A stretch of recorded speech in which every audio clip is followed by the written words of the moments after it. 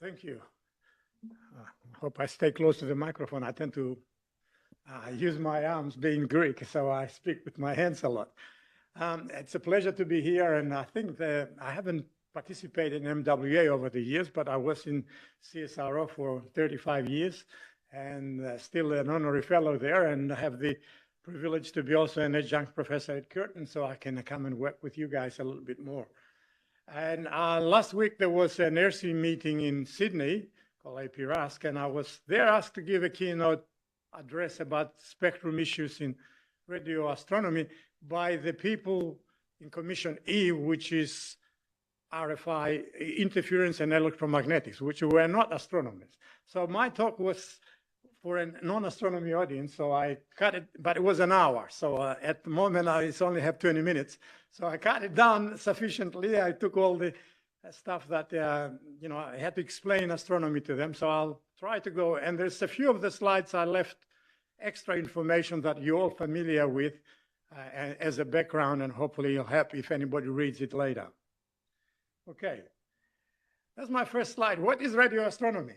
The International Telecommunications Union, I'll talk about it a little bit later, defines radio astronomy as radio waves of cosmic origin, and as far as the ITU is concerned, which regulates, anything lower than 3,000 gigahertz is considered radio waves. And the astronomy, of course, we cover the whole of the electromagnetic spectrum, but radio astronomy is the low energy part of it, and you all know about that. So again, as an introduction, I put this original picture of Carl Jansky. Well, all of you have seen it in radio astronomy. Only the one note, we talk about RFI, but astronomy was discovered, if you like, radio astronomy, radio waves from the universe as RFI to communication. So we started being RFI ourselves. Now we're the most affected by the RFI, which is kind of ironic a little bit. This is the summary what I gave in the other conference. Why is radio astronomy so special? We have very faint signals coming from the universe, and therefore you need sensitive receivers, and the more sensitive your receiver is, the more susceptible to interference it becomes. And we need to look at all scales, so we need spatial resolution, time resolution, and frequency resolution. So sensitive telectros and arrays and extreme technical challenges to get data volumes and everything else. You all know this, and that's basically, but provides why we do it. We can see through dust and clouds and a large part of the electromagnetic spectrum and a lot of things that it's special, astrochemistry and everything else, which covers the whole spectrum, and the redshift of the universe also moves all these things all over the spectrum again. So what we're saying that we need access to all parts of the spectrum, not what the ITU just gives you for radio astronomy. And so that is the challenge that I was set to address, that the fundamental spectrum issue for radio astronomy is access to full radio spectrum at extreme sensitivity and cope with the interference in the way. Let's see how well we do, or we have problems, and I'll address some of how we address these problems. Spectrum protection, how do we protect ourselves? It's sort of, it's passive. We don't produce RFI except for ourselves a little bit, and I'll address that a little bit. But every other thing, any man-made interference is all RFI for us. And I was thinking earlier, we had about heliosphere, the sun. The sun is also a big source for RFI for most of the rest of the radio astronomy. And some of the RFI is strong that not only affects the observations, but some of the, if you couple the beams, you can actually destroy the receivers. So you have all sorts of a little bit of interference to catastrophic interference. So two aspects of it: prevention, always better than a cure, how to try to prevent the interference getting into your equipment. And regulatory processes is one way of doing that. But invariably, some will get there, and you get mitigation, how to develop immunity and be not susceptible to interference yourself. and I'll try to address those two. First of all, this is a fairly busy thing, and maybe I need to point out. Regulation, that's the word? Yes. What is this supposed to show? There is the active services that emit, and it starts from the national, the mobiles, and everything else, all the way to satellites. There is the passive services, like radio astronomy, self exploration, all sorts of people. And there is the regulators up on that thing. And the main thing to get out of this is a multi-layer. The inner layer there is the national. You need to talk to your national administration to get anything in the country. And every country is sovereign, so they can actually reallocate the whole spectrum to you as long as it doesn't affect anybody else within the country. So it's most important to work with your country. And then you go to regional meetings. Here I have regional groups, Asia Pacific, Europe, and Americas, but there's a lot more these days. They get recognized by the ITU. And then there is the International Communication Union, which has I'll talk a bit more about it. And the other thing in this axis of passive services is how do we advocate for protection? Nationally, the astronomers go direct to the administration, but there are regional groups. RAFCAP is the Radio Astronomy Committee for the Asia Pacific, for example, and we go to meetings and advocate there for the protection of radio astronomy. And the most well-known is IUCAV, which is a committee run by the IAU, ERSI, and POSPA for passive services, and they advocate the international. They're actually sector members of the ITU, and they can go to the ITU and advocate there. Next slide.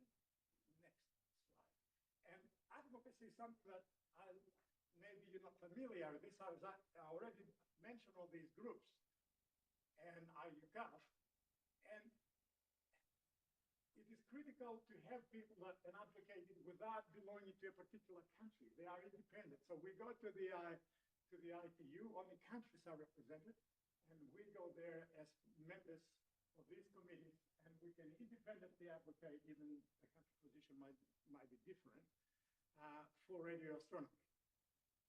And to continue with that, there is the International Telecommunication Union. It's a United Nations agency. It has 194 member states, and they are the important ones. They make the decision.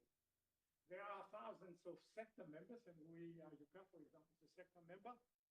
And you can get information, have discussions, but at the end of the day, you got to convince the governments of the different states. For us, there's multiple sectors, but the radio communication sector is the most important, and we have a lot of technical studies and study groups. Interestingly, if you look at the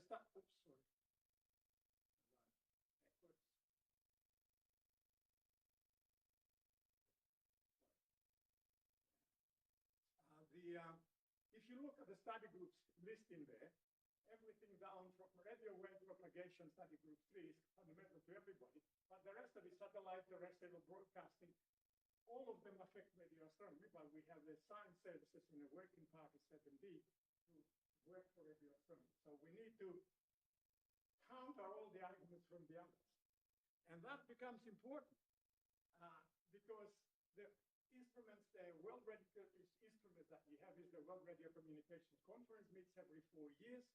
And you have these 3 to 4 year study cycle to prepare for the agenda items, what happens.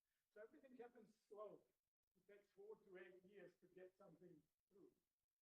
4 years at a minimum. Yeah. Because you have to propose it to do the studies and then go to the WRC. And that produces the radio regulations, which is about 7 volumes. An international treaty is enforceable. It has to be parliaments have to endorse it in each country, and changes every 4 years. And it has all the allocations, a big table, up to 5, which has the allocations of the whole of the spectrum. And that is primary, secondary allocations. I won't go on that. And the other thing we do, we have the recommendations, reports, and handbooks that we did there, where we put all the technical analysis and the guidelines in there. They don't have regulatory status unless they are referenced by the radio regulations. And not all of them are. Actually, most of them are not. And however, and all these documents are free. You can get them from their website. When I first started there, you had to actually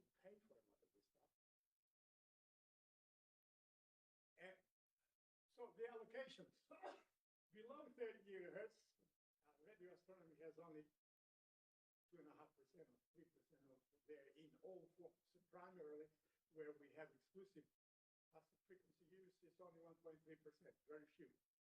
From 30 to 275 gigahertz, a lot more, because when these were made, there were many communication services above 70 gigahertz, so we allocated everything to radio astronomy at that point, with the understanding that they're coming back to get back to us wherever they need anything. The important footnotes is the 340, which says all emissions are prohibited in these bands, but it doesn't quite happen that way. And 149 urges, we beg basically. So protection from the ITU can only happen in the allocated bands. So I'll go much quicker. This is the graph that shows you that a single dish, which is at the bottom here, and to the VLBI, there's a 40 dB difference in what protection you need. So arrays give you an inbuilt protection. And 769 is what it's a recommendation that has that table and is necessary for us to there. But this, more than anything, gives us a methodology how to produce these things for any new frequency you want to use.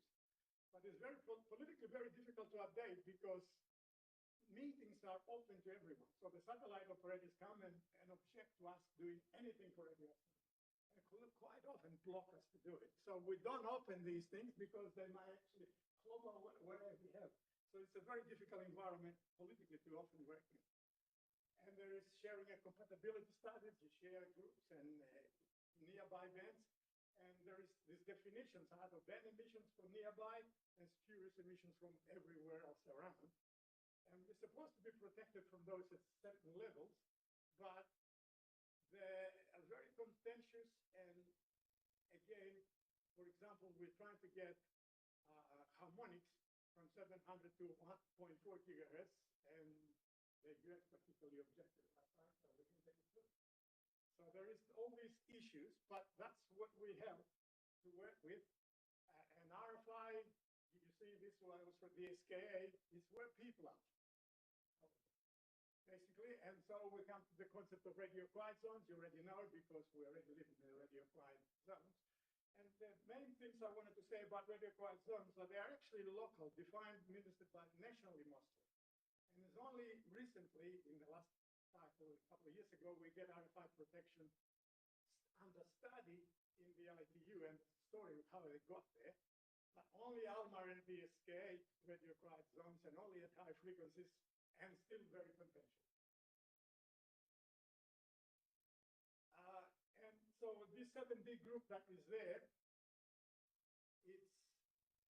it's a guardian of the interests, and it's the only mechanism to have a seat at the table. Quite often it's demoralizing because we can't achieve everything, we are opposed at every step, but if you're not there, you don't even know what's coming. And so we meet a couple of times a year, and I need many younger participants to come on. I was a chair for 15 years of Working Party 7D, and it's time to have just passed it off last year to Paul. Okay, better move on. Mitigation, this one you probably know a lot of it, and I put down from what I saw a line, MWA, environmental inclusions at EMC testing. What did it do? We have to stop polluting our own nest. And we need continuous RFI monitoring at the sites, and we have equipment to do that. But that only sees the top of the trees in the RFIs, the strongest RFIs. You need the instruments themselves to tell you what the RFI does, and we need to characterize. Before you can do anything about RFI, you have to be able to measure without saturating the receivers and getting no linear receivers. And my favorite thing is being an engineer for the last 10 years, design robust receivers. You've got to make yourself inoculate, basically.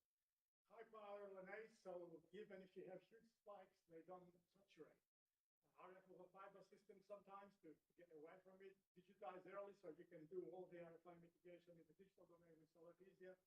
Have high dynamic ADCs, etc. But the outcome of all that is you get very high data rates and storage to max and petabytes, as we heard in the meeting, to be able to deal with it. Spec also has some places that there is no RFI, so we need these mitigation tools to observe where other services already are. And technology developments like these RF systems on a chip, and I think the Shanghai receiver already uses some of these other stuff, if my understanding, to actually, what I have at PAX to produce the previous plot, it's a digital equipment, it has a half rack, and one board does the whole lot. And those boards and the chips were developed for 5G, so it sort of came to help us in some way. So RFI mitigation, we had a little bit about these things. First of all, you need to get it early and get it in the digital domain, and we'll do excision and all these things. And one of Ron's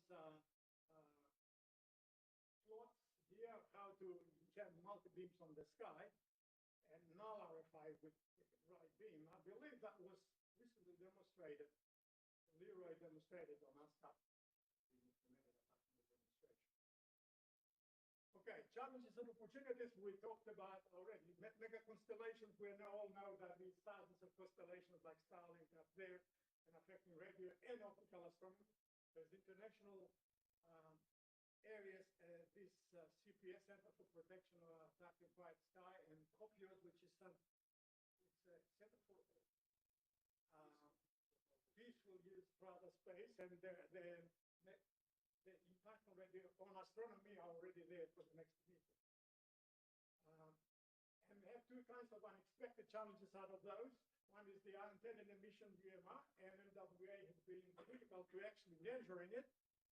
And we're trying to get it to the ITU and develop a different report. What is new, I found out recently that unpublished observations from CSIRO, actually, NOPRA antennas, found that you can see unintended emissions if you look and track the satellites in all of them.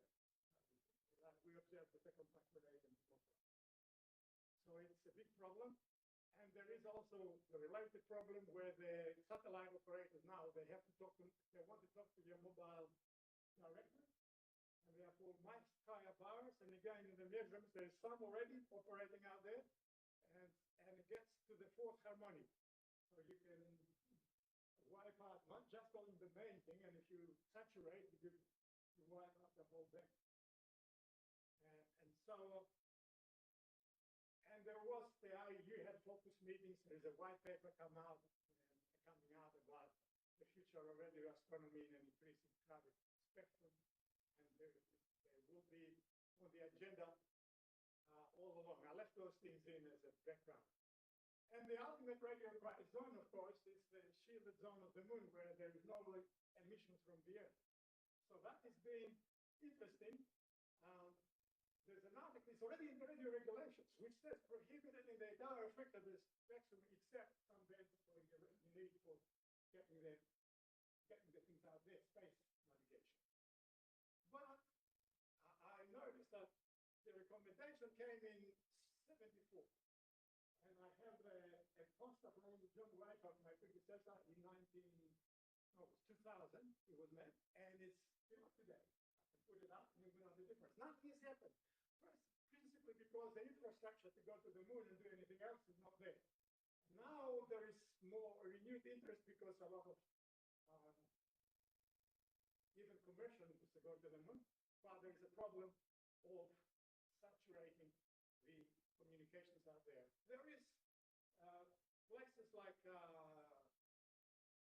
Space Frequency Coordination Group, the space agency, is trying very hard to leave everything below 2 gigahertz for radio astronomy on the shielded zone, and put all the communications, including GPS type satellite, in S. Nothing is putting down on the lower band. But it's a real gut action still, and maybe we pollute it eventually. And all I wanted to say, somewhere of what I said, and two things: optimism about the future. I'm always optimistic.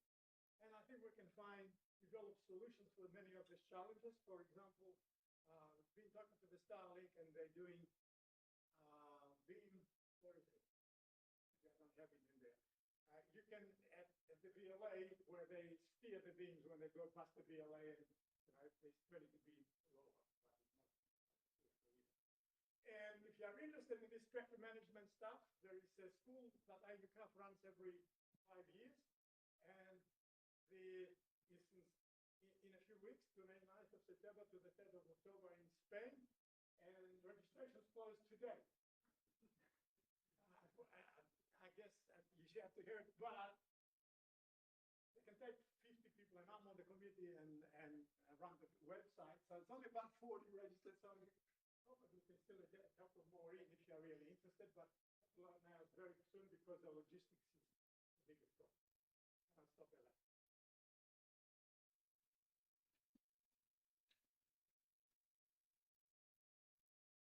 Thanks, Tasso. So certainly a lot to think about there, and luckily you've brought us right back on schedule. So we have time for a couple of questions, and I'll start with Kat.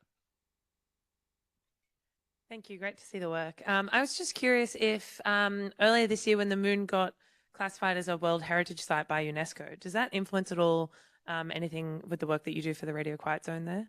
Maybe. It's hard to tell. I mean, the astronomers on the size of the moon that we actually see, it's already polluted from the Earth and everything else, so it's not of interest. My interest, it was saying, if you have those levels, the plots of what you're protecting on Earth, if you only achieve those, there's not much point going to the moon and spending hundreds of millions of dollars to get there. I want to get 40 dB lower or something, a really quiet side. And well, the sun also pollutes that side in any case for the moon day, but there's 14 Earth days, that's night, and you can actually have a very quiet time out there. But COPUOS and all the others addressing those issues. I have an Iran guy that comes to the ITU, and he reckons nobody owns the moon, so everybody can do anything they like up there. Anyone else? Thank you for your talk. With the SKA coming along and being a multi-billion-dollar project and across many countries, do you think they should have a huge political influence on this type of decisions? Do you think that is going to have a positive impact on this type of matters? Okay. First of all, the SK is $1 or $2 billion. I mean, the communications people, that's spare change. They buy the spectrum for that billions of dollars anyway to use it for whatever they like, even in Australia. So, relatively to what isn't the ITU to be regulated commercially, we are tiny as such. Of course, the SKA, we fought radio quiet here zones and in South Africa.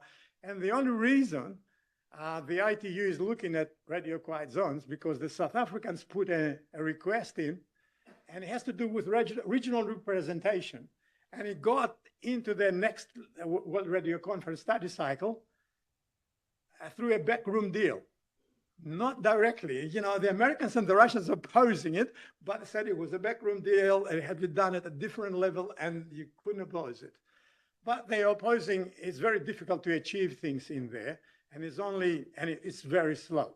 But both sides have radio quiet zones at the national level, and also all frequencies allocated to radio astronomy, including the ones for satellites. And even Telstra, who bought all the frequencies around Australia, they're removing towers out of the MRO area. So, there is some.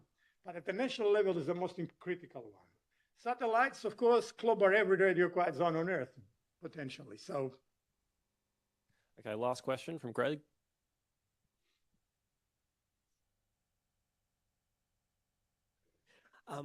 Thanks for your talk, Tasso. Just a question about the radio quiet zone on the moon, or the shielded zone of the moon. With the USA and China and private companies all with impending missions to the moon and supporting lunar operations, there was talk of many communication satellites being launched in lunar orbit. Yes. Are we in basically Groundhog Day again with the exact same problem we have with Starlink and other mega constellations, that there's going to be this unintended electromagnetic interference from those satellites? And what steps are being taken to get in there before they're launched and designed? we're working on it right now, and in the last effort, we had a couple of reports coming out, revisions, and it's a renewed effort with extensive IT discussions. It's on the agenda every meeting now. The biggest hopes come from, surprisingly, for the space agencies themselves. SFCG is the Space Frequency Coordination Committee, has all the big agencies, NASA, ESA, JAXA, even, I'm not sure how big the Chinese are in there. The Chinese call their own way quite often, and that's a harder one. But all the others, they're arguing about this, what you need to do to have the spacecraft out there. And the recommendation, the old recommendations suggest that they move everything about 2 gigahertz and leave everything below for astronomy. It was the original recommendation. And the biggest people, the supporters, were the French, surprisingly, NES.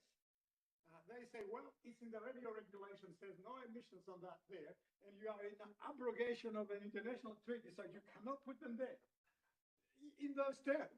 And I've been to those fights. So there is, and they forced them to put the GPS satellite frequencies, for example. GPS cannot be on the shielded zone of the moon. You have to be as S-band. They have to move the frequency out of the GNSS specifically for that. So we have a lot more spectrum in the S-band between 2 and 3, and trying to keep everything else a bit quieter, because you need the communications. Without them, we can't go to the moon. But there is more than I actually thought. And there's a meeting in Geneva in 2 weeks' time there, and we'll be arguing these things again. And they invite us to, I mean, I go to SFCG meetings, and I'm an astronomer, not Spectrum. Australia is a member through the Spectrum, through Tim Billa and everything else. So I can actually go to their meetings, and often they invite us to give the astronomy point of view in those meetings, because they also have the passive services, ethics, meteorological and everything else. They all affected the same way. Okay, thanks, Tasso.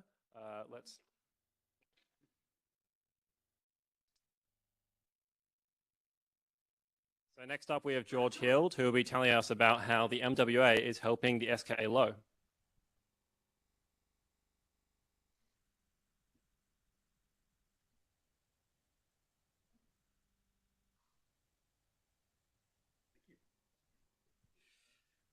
Great. Okay, thanks. Hi, everyone.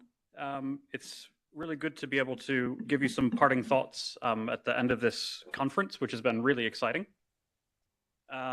And I wanted to say, you know, this, my role with SKA is as the SKA Low lead commissioning scientist, and I've got contributions in this presentation from all of the commissioning scientists for SKA Low, and I want to thank them for those contributions, and just point out that any errors are going to be mine.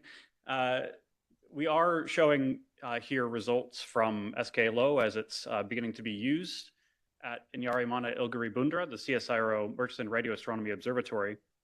So I would like to start by acknowledging the Whadjuk Noongar as the traditional owners of the SOC here in Perth. The Southern Yamaji is the traditional owners of the Engineering Operations Center in Geraldton, and the Wajiri Yamaji as the traditional owners and native title holders of the observatory site. So this talk, I want to stress at the beginning, this talk is not intended at all to be a comprehensive listing of all the different ways in which the MWA has had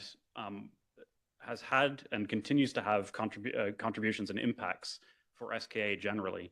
That would be a very, very long talk. I wouldn't be the right person to give that talk. There are other people in this room that would be better suited for that. But my aim here is to give you a view of some of the commissioning results that we're starting to get from the telescope, and to highlight the ways in which MWA has been crucial for making this work possible, in fact, and to make as rapid progress as we're able to make with the telescope now. Let's see. So really, you know, it's best perhaps to think of this as a science commissioning update from SKA Low with highlights about MWA contributions along the way.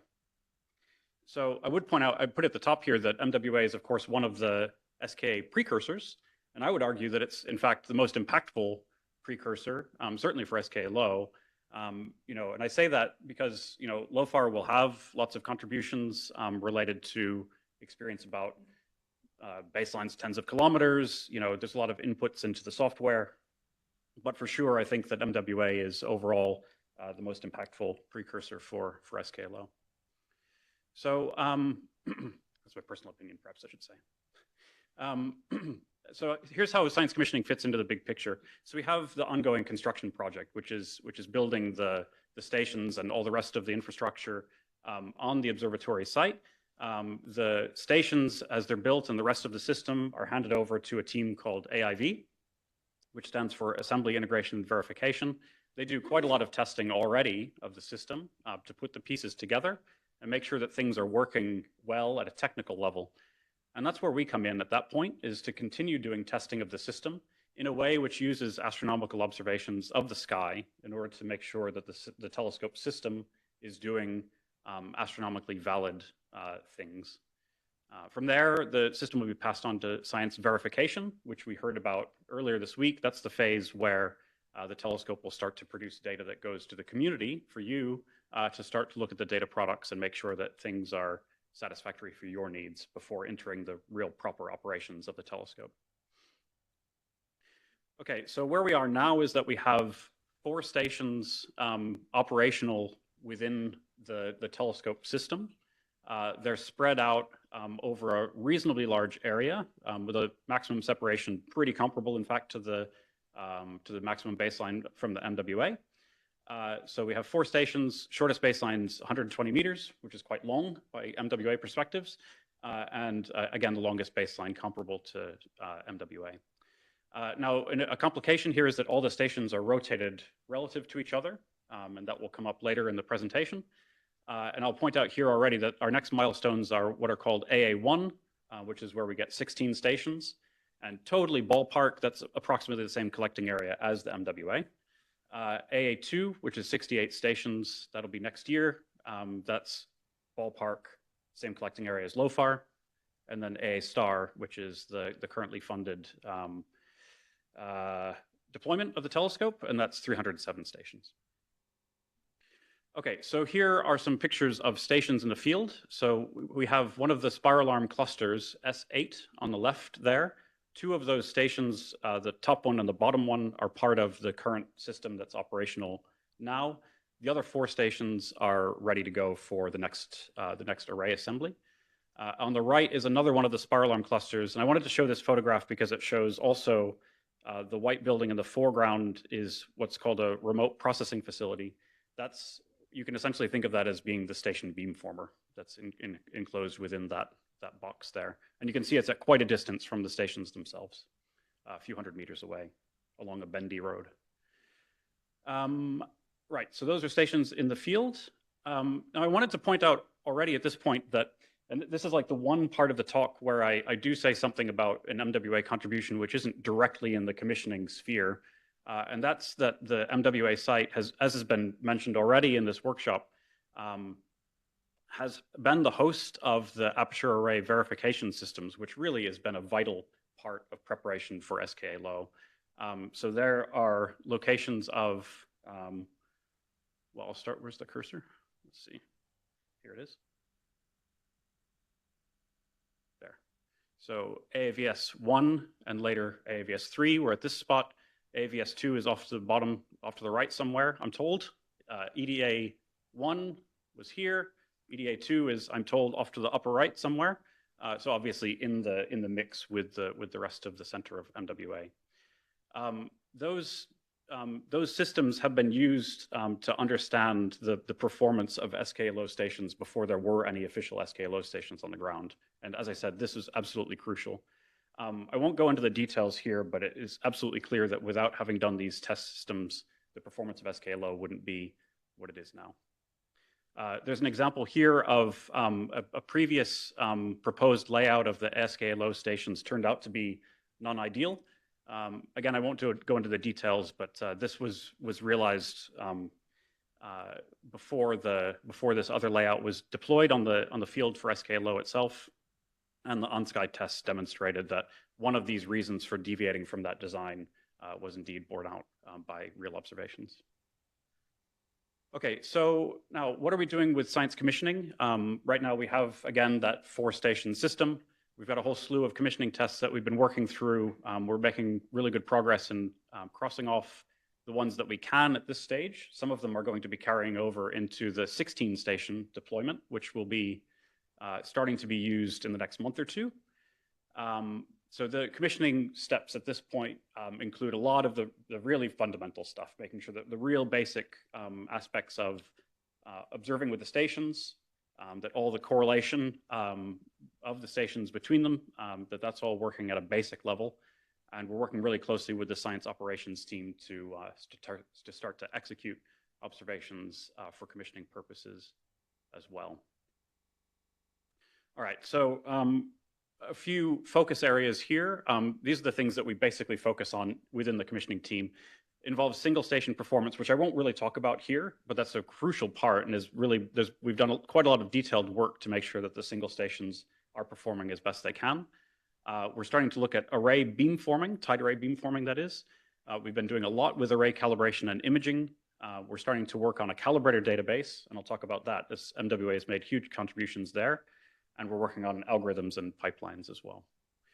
Okay, so we've been detecting a bunch of pulsars with science commissioning observations with SK-LOW, and it's been great to hear through this week about the very intentional work that MWA is doing, not only to deliver science results from MWA, but to inform SK-LOW going forward. So we've detected so far 50 known pulsars, no discoveries yet, but 50 known pulsars so far using single stations, and we've started to have a look at polarization properties as well. We've even started to do some tide array observations as well in a limited way, but we also don't have a real-time calibration engine in place yet. And with the long baselines involved, really that doesn't give us anything like the full coherence yet. We can see partial coherence, but when we get the real-time calibration loop, then we'll be in much better status. So we've been, as I said, it was really good to see the intentional thought towards SK-LOW contributions in the pulsar presentations this week. We've been using the pulsar catalogs as they exist from MWA and EDA already. And this plot is meant to demonstrate that we've been taking the known census of pulsars from MWA and deliberately targeting them and looking for detections to test system performance with SK-LOW. So in this diagram, the red ones are the ones that were found by MWA and redetected by SK-LOW. The blue ones are the ones that we haven't detected yet. There's some bright ones, and those are not detected yet, possibly because they weren't at a suitable bright ascension, or because there was some issue, like perhaps the time constant of our observations wasn't good enough to detect the pulses, for instance. So I wouldn't worry about the blue ones just yet. The main result here is that we're using MWA to show us the way to what we should be looking at for system performance with SK-LOW. Here's an example of a pulsar observation from the tide array, the PST. This is pulsar timing workflow using tide array beamforming.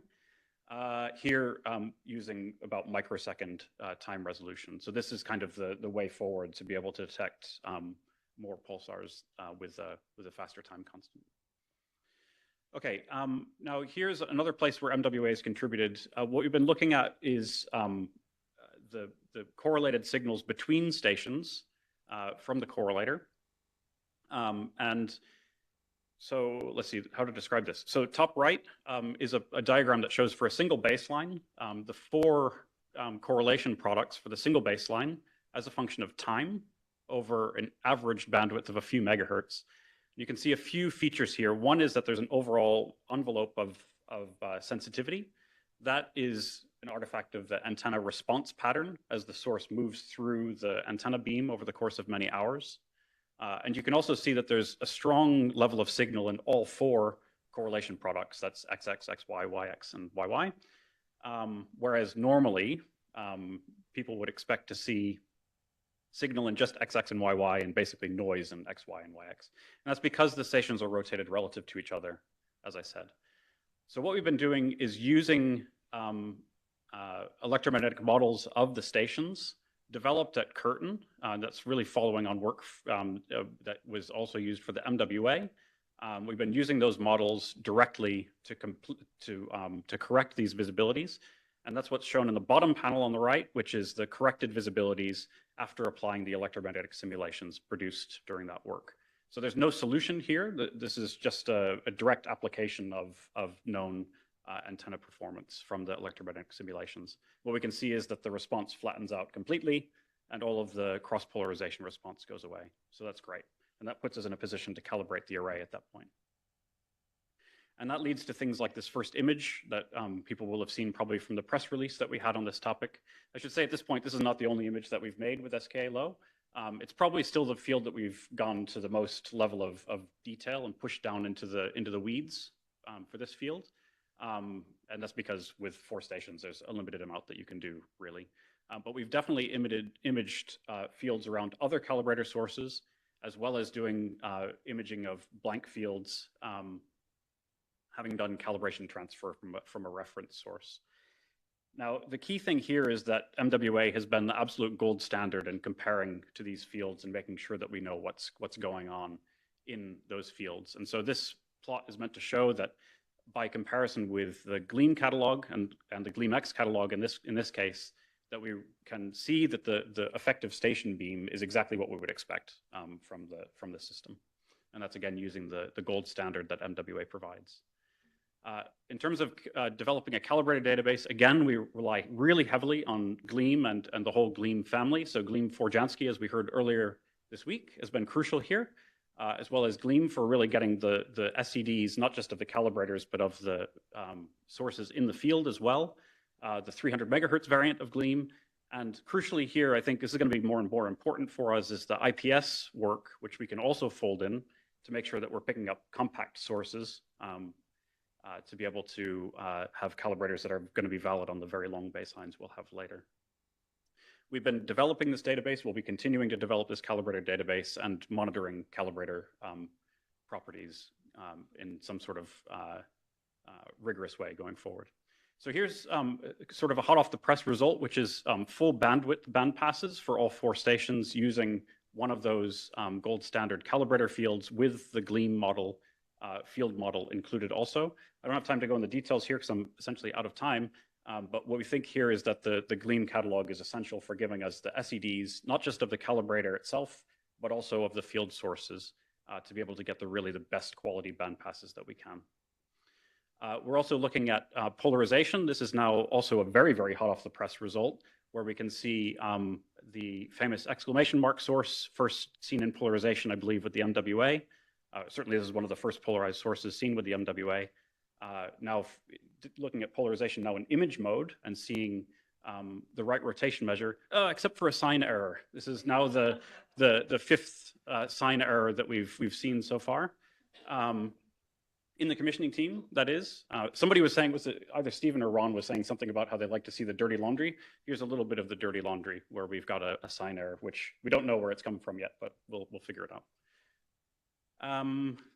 Okay, so recap, stations are working. Tide array beamforming is starting to work, but we'll get better with real-time calibration. Array calibration and imaging is definitely working, and we'll get way better when we have more stations. And we're able to use our calibrator database to get really good bandpass solutions. The last slide is looking forward. So what we're doing now is planning the testing for AA1, the 16 station array, which we'll have in our hands before too much longer, another month or 2. And we're also, going to very soon be looking at plans for AA2, which is when we'll have resolution and sensitivity similar to LOFAR. We're developing an updated calibration plan and a commissioning survey plan, which is going to be very interesting to work through. And their learnings from the MWA are going to be really, really important to make sure that when we carry out commissioning surveys, that we're doing what we need to do and in a very effective and impactful way. And I think the last thing I wanted to say here, this is a picture of the SKLO commissioning team, which is a great team to really work with. I really love working with this team. And the point that I wanted to make here is that, the last contribution that I'll mention from MWA to SK Low is the people, really the people, throughout the whole system, and including into the SRC as well. That, there's a lot of tangible experience and intangible sort of experience that the people bring into SKA, having had the MWA experience, and that really is what keeps the SKA moving forward at this point. So I think with that, I will wrap up and take any questions. Thanks.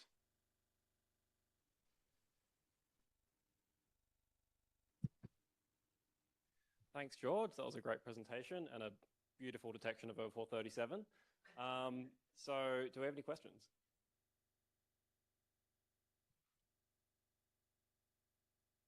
Well, this is probably a newbie question, but why the stations were not rotating all in the same way? Like, I guess it's an engineering problem, or? No, it's a very good question. And, you know, look, it brings complications as well as potential benefits. So I'll just put it that way. The reason that they're rotated relative to each other is, as I understand it, twofold. First of all, the idea is, since every station beam has side lobes, and those are places where you're going to pick up sources that could be problematic when you're calibrating and imaging, you rotate the stations around, you move the side lobes around, and that reduces the overall sensitivity to out-of-field sources. And the other thing is it's supposed to improve the polarimetric performance within the field of view as well. Now, I think both those things, we'll see how much of an improvement we get from having the rotated stations, but I guess the upshot from this slide, though, really is that even though it presents complications, we've demonstrated that we know how to fix the problem and deal with it in the calibration pipeline.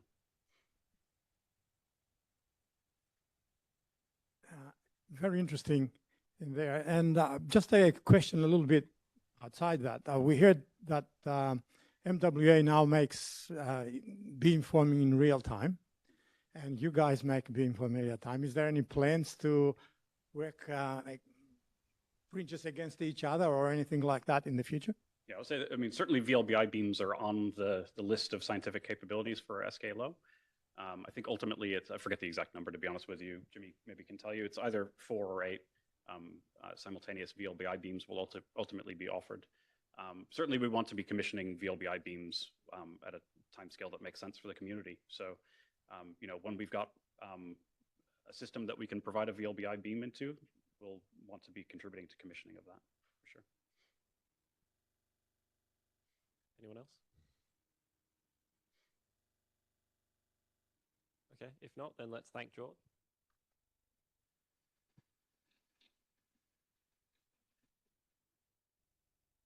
And I'll hand back over to, yeah, no, wait. Next up, we have Stephen, who will be talking about the awards for the session.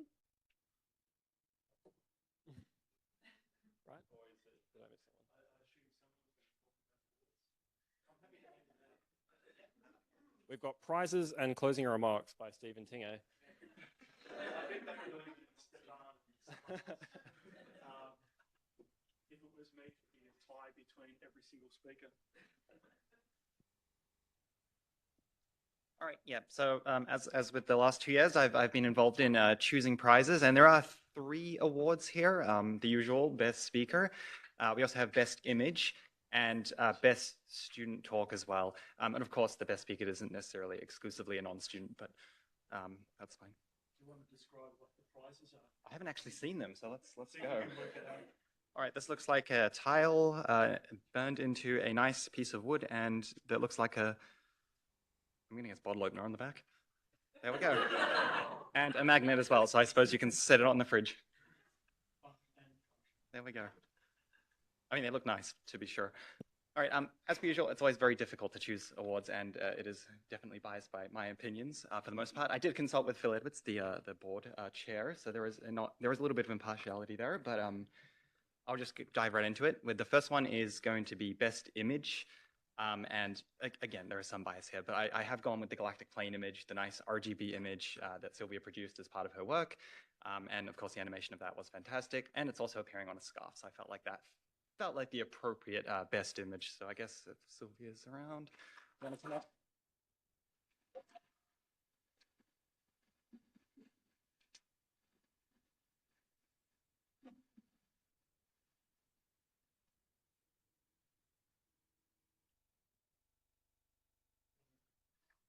Cool, and the next one is the best student talk. And again, these are very difficult. I mean, everyone gives great talks, and especially students.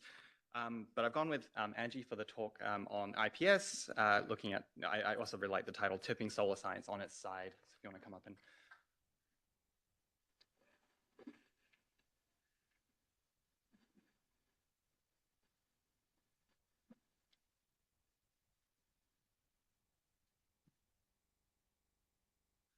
And finally, best talk overall. Again, very difficult. But I really enjoyed this one, of course, and I think a lot of other people really enjoyed some of the results of this, and certainly some of things to look forward to over the next couple of years with phase 3 data coming out. So Dev, if you wanted to come up.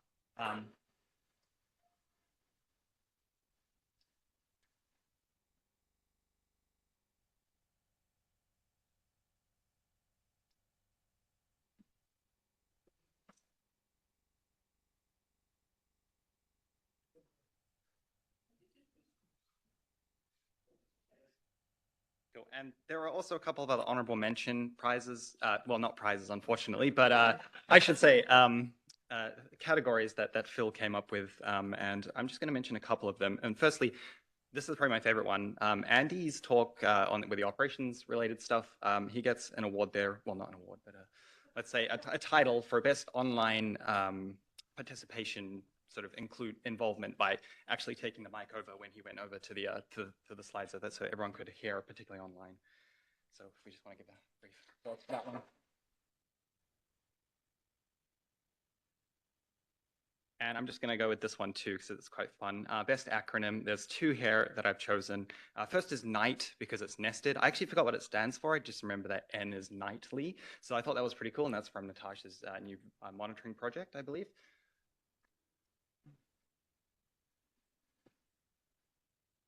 And one other one, CRAM. It's fun, and also Megatile is just really cool for some reason. So you know, with that too. Cool, and I think that's it for the awards. So I guess now we do actually go back to Steve. Yeah, not quite. I'm told there's one more award. Don't go too fast, Stefan. And it's for someone who's done a lot of work and behind the scenes. And I think let's summarize it as the award for the best award giver.